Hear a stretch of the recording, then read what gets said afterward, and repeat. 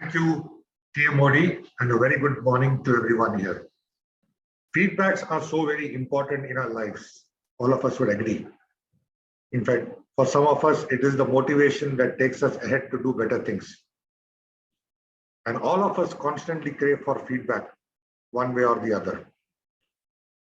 Two important quotes that I kind of relate to when it comes to feedback, as somebody said that there is no failure, only feedback.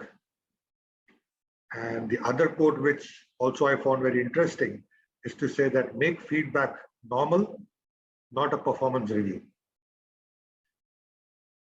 In my 26 years of entrepreneurship, I have come across a varied set of customers who used to employ feedback and give feedback in different manners. And all of them were different. And I found that all of them were effective in one way or the other. So there was no standard way to give feedback. The first example that comes to my mind about giving feedback is about this gentleman who was a plant head. And he used to walk around the plant always with a cigarette on his lips. Now, for those of you who are in the present generation, may find this very different, but I come from a generation where it was okay to smoke inside offices and smoke inside plants, provided you are not in a hazardous location anywhere. So here was this guy who was always had a cigarette on his lips. He used to walk around the shop floor. And his feedback to his employees were always laced with flowery language. And people used to get terrorized when he used to walk on the shop floor because he had such a booming voice and he knew everybody by name, which is one of the key aspects of a good leader or a good manager.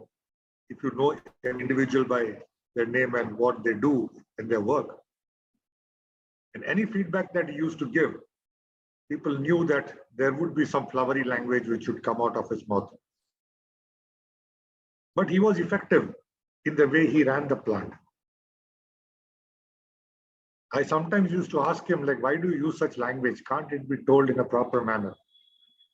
So he used to say, see, some people only understand this way.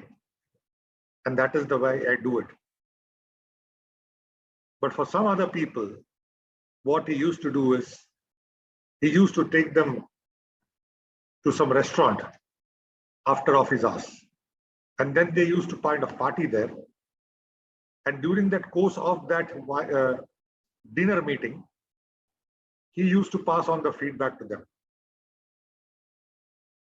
Which when I asked him, he said, see, some people you cannot be direct. You have to kind of take them separately and then give them this one-on-one feedback. And he says it works in both the cases. The second question which came up when I asked him is like, so do people obey you out of fear? He said, no, it's not a question of fear. It's a question of instilling that discipline for the kind of industry that we are working in. And sometimes when you have to instill that culture or discipline, you have to be a bit direct and you have to show that you will not brook any excuses from anybody. So that was his style of giving feedback and ensuring that things happen. But mind you, after all this language that he used to use with people, he was still respected by everybody. And that respect was not because of fear. That respect was because people knew that he had this ability to get things done. If you go to him with a request or a suggestion, he would listen to you and he would, if it is fair, he would have it implemented.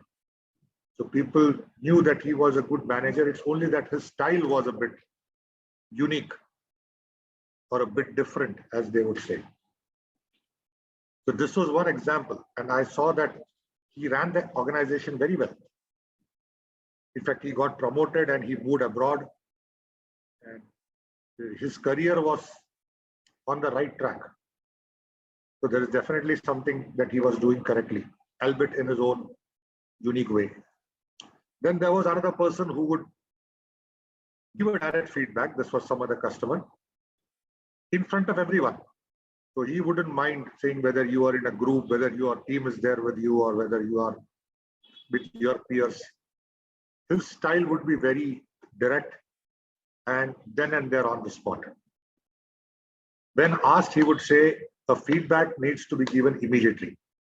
And when I'm giving a feedback, I'm giving a feedback for the work that has been done. It has got nothing to do with that individual per se.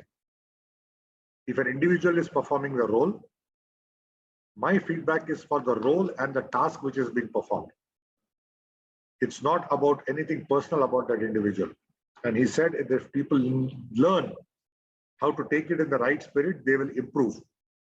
And the reason for giving that feedback then and there is because there is a large audience there. So a lot of people will learn from this, which was a great learning, because here somebody was saying that I'm giving a feedback for the role and the job that has been performed, and it's got nothing to do with that individual. So that thought actually stayed in my mind for a long time. Like, how do you differentiate duty from the individual? And this manager was also a good manager because, again, he earned the respect for everybody. And people knew that he would give constructive feedback. So his feedback was not about putting an individual down. If he pointed out something wrong in your work, it was about the work. It was not about you. And he was also so effusive about praising you if you do something right. So it was not, that feedback was not always criticism. The feedback was also the right amount of praise when you did something right. And that also worked with people. Second type. The third type was more what all of us are more used to, which is called as the one-on-one, where you would go into a room and you would talk to that individual one-on-one and get a feedback mechanism, and what transpired in the room is only known to the two individuals who went inside.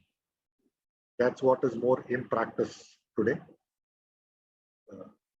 Does that work? As long as that individual understands what needs to be done, I'm sure it will work. And as long as the manager was very clear about what feedback has been given, it should work. In all of this, what I've seen is that there are different styles, different ways of giving feedback. You can't fault any one of them. But the underlying factor in all of this is, if you have to give feedback, give it immediately. Give it with a thought that you are helping the individual improve. It should be about the task or the process that is being talked upon or for which feedback is being given, and it has got nothing to do with the personality of the individual per se. As long as these are very clear, the feedback itself will be accepted in the right manner, and you would see positive outcomes coming out of it. But any feedback which gets delayed, or you don't want to give it because you fear that the individual may not feel good about it or may get hurt, it's a wrong notion in the mind. Everybody wants feedback. Everybody wants to know how they need to improve. And everybody is constantly looking out for that in any forum, even in Toastmasters, even in today's meeting, which is why we have evaluation and feedback. If that is given in the right manner, it will definitely help individuals go a long way. They say feedback is the breakfast of champions. I would say feedback is a continuous improvement mechanism. If you give feedback to somebody, you can be pretty sure that you are helping that individual become better and better as they go along in their journey of life.